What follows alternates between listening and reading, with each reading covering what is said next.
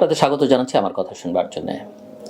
চারদিকে একটা অনিশ্চয়তা, অস্থিরতা, অসন্তোষ লক্ষ্য করা যাচ্ছে। অনেকের প্রতি ধারণা সরকার বোধহয় ঠিকঠাক মতো ডেলিভার করতে পারছেন না। কেউ কেউ আবার মনে করেন এত অল্প কয়েকদিনের মধ্যেই এটা বিচার করা যাবে না। কিন্তু অনেকে আবার বলেন যে সকালের সূর্য দেখেই বোঝা যায় আসলে দিনটা কেমন যাবে।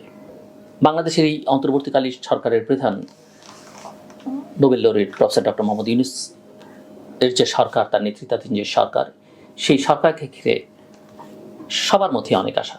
বাংলাদেশের জনগণের মধ্যে, ডেভেলপমেন্ট পার্টনারদের মধ্যে অনেক আশা। 1 মাস পার হওয়ার পরেই সব ঠিক হয়ে যাবে এমনটা কিন্তু আমরা কেউই মনে করি না, মনে করবার কোনো কারণ নেই। কিন্তু 1 মাসে সরকারের অগ্রগতি যদি দেখতে চান কেউ, বা সরকার আসলে কেমনভাবে দেশ চালাচ্ছেন তার একটা চিত্র পেতে চাইলে আসলে খুব আশাবাদী হবার সুযোগ আছে বলে কিন্তু মনে হয় না। এবং আমরা যদি বিভিন্ন জরিপের দিকে দেখি, ছোট ছোট জরিপ যেগুলো হচ্ছে, তাতে মানুষ কিন্তু খুব একটা আস্থাবান হতে পারছেন না। চারদিকে একটা অস্থিরতা। যে ছাত্ররা হিরো ছিল, এখন তাদের দৌরাত্ম্য অনেকের ভাষায় জনমনে অসন্তোষ তৈরি করছে। ছাত্রদের জায়গা না থাকলে যা হয় আর কি, মন্ত্রণালয় থেকে শুরু করে মাঠে ঘাটে ছাত্রদের বা ছাত্র নামধারীদের অনেক আচরণ জনগণকে কিন্তু ক্ষুব্ধ করে তুলছে। মানুষের আস্থা রাখা, মানুষের ভালোবাসা পাওয়া, এটা একটা কন্টিনিউয়াস প্রসেস। ব্যক্তি জীবনে ভালোবাসাটা কিন্তু একটা কন্টিনিউয়াস প্রসেস। সে কারণে বলছি যে অন্যদের সরকার ছাত্রদের উপরে অধিক নির্ভরশীলতা এই সরকারের সমাজে অস্থিরতা কমাতে কোনো কাজে আসছে না। আপনি প্রতিদিন মানুষকে পরীক্ষা দিতে হয়, নেতৃত্বকে পরীক্ষা দিতে হয়, সরকারকে পরীক্ষা দিতে হয়। ব্যক্তি জীবনও আপনার ভালোবাসার মানুষের কাছে আপনাকে প্রতিদিন কিন্তু পরীক্ষা দিতে হয়। এই যে দ্রব্যমূল্য, শ্রমিকদের জীবনমান, বিশেষ করে গার্মেন্টস শ্রমিকদের আন্দোলন থামছেই না। নানান দাবি দাওয়া, এই দাবি দাওয়া তোলা যৌক্তিক কিনা এই সময় সেটাও একটা প্রশ্ন, কিন্তু এটা আমরা দেখতে পাচ্ছি। এর মধ্যে আমরা দেখলাম যে আশুলিয়াতে রোকেয়া বেগম নামে একজন শ্রমিক নিহত হয়েছেন। এবং সব কিছু মিলে সরকার আসলে কতটা জনগণের প্রয়োজন বা তাগিদ, চাহিদা আমলে নিয়ে নিজেদের পরিচালনা করতে পারছেন, সেই বিষয়টি আমার মনে হয় বড় একটা প্রশ্নের মুখে পড়ছে। অনেকেই মনে করছেন যে এরা আসলে ডেলিভার পাচ্ছেন না, এদের সক্ষমতা নিয়ে নানা রকমের প্রশ্ন উঠেছে। শিক্ষা প্রতিষ্ঠানের অচল অবস্থা কাটেনি, অনেক শিক্ষা প্রতিষ্ঠান এখনো খুলে দেওয়া হয়নি। ছাত্রদের হাতে শিক্ষকদের যে লাঞ্ছনার ঘটনা, সেটাও কিন্তু এখনো পর্যন্ত বন্ধ করা যাচ্ছে না।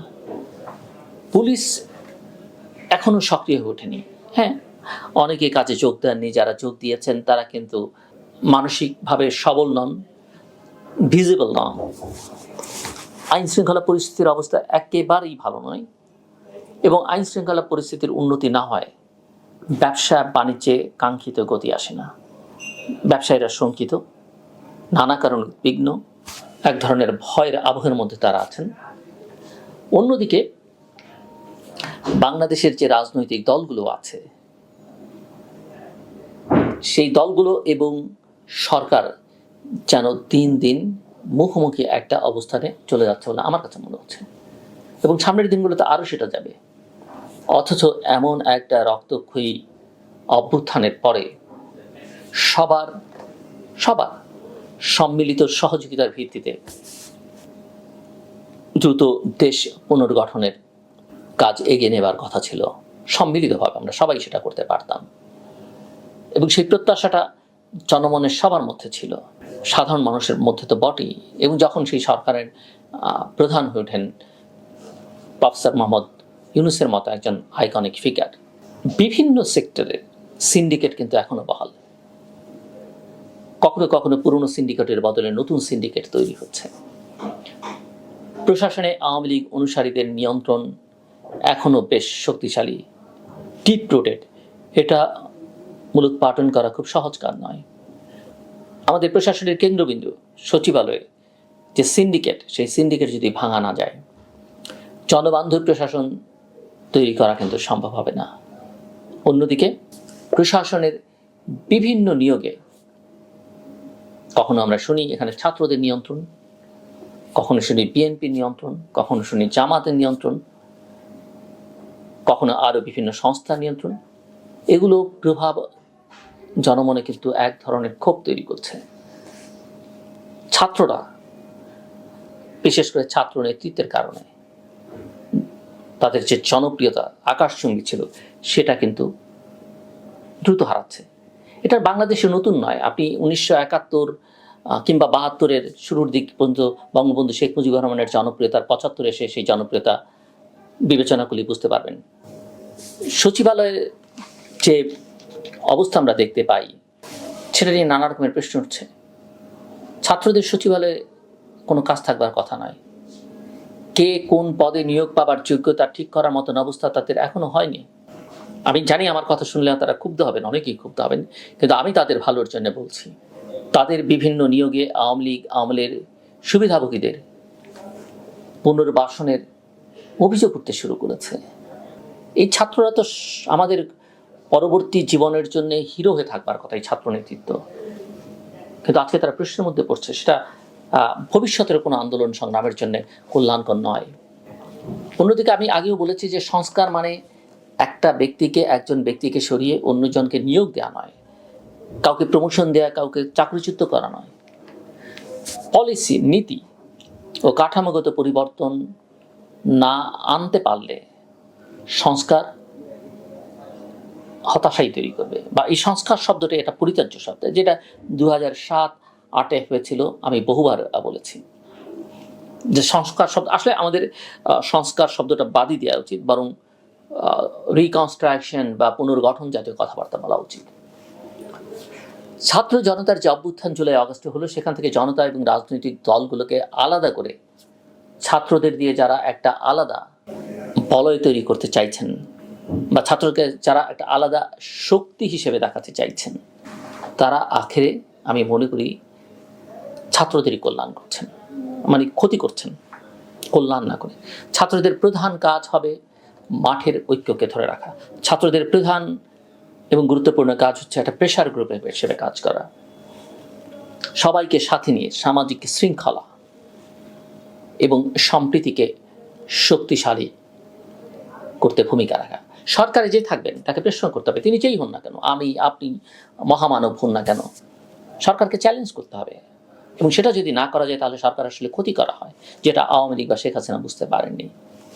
সমালোচনা মানে বিরোধিতা নয়, আর বিরোধিতাও গণতন্ত্রে খারাপ কিছু নয়।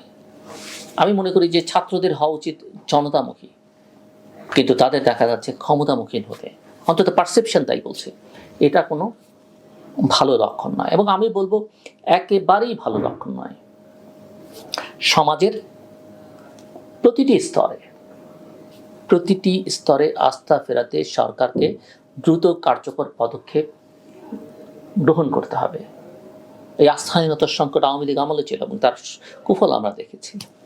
সরকার যদি মনে করেন যে তারা সংস্কার করবার জন্য সময় পাবেন, যদি আমি বলছি যে সংস্কার বলতে কি বোঝান সেটা তাদের পরিষ্কার করতে হবে, তাহলে ভুল হবে। খুব বেশি সময় তারা পাবেন সেটা আমি মনে করি না। রাজনৈতিক দল বা পলিটিক্যাল পার্টিজ যারা জনগণের ভোটে নির্বাচিত হবে, তাদের হাতে ক্ষমতা যাতে সুষ্ঠুভাবে হস্তান্তর করা যায়, করা হতে পারে, সেই দিকে নজর দেওয়া দরকার। ক্ষমতা এসে কি তারা ভালো কিছু করবেন? আমি জানি না, খারাপও করতে পারেন, এমনকি আওয়ামী লীগের চেয়ে তো খারাপ করতে পারেন। কিন্তু আমরা একটা সিস্টেম তৈরি করতে চাই। কাজে আমি মনে করি নির্বাচনের দিকে হাঁটাই হবে বুদ্ধিমানের কাজ। এটা ভালো নির্বাচন করা, ইনক্লুসিভ নির্বাচন করা। অবশ্যই আমি ইনক্লুসিভ আবার বলছি। এত দ্রুত সময় এতটা অনাস্থা, এত অস্থিরতা আসলেই জনগণকে শঙ্কিত করে তুলছে, এবং জনগণ যখন আস্থা রাখতে না পারে, বিশ্বাসহীনতায় ভোগে, তখন কিন্তু সরকার চালানো, রাষ্ট্র চালানো কঠিন হয়ে ওঠে। আমি মনে করি দ্রুত এই অচলাবস্থার অবসান চান, এই অচলাবস্থার অবসান বাংলাদেশের জনগণ চায়, এবং দ্রুততার সঙ্গে যত দ্রুত সম্ভব জনগণের আস্থা ফিরিয়ে আনাই হচ্ছে সরকারের কাজ। আমার কথা শুনবার জন্য আপনাদের ধন্যবাদ, আপনাদের সবার জন্য শুভকামনা।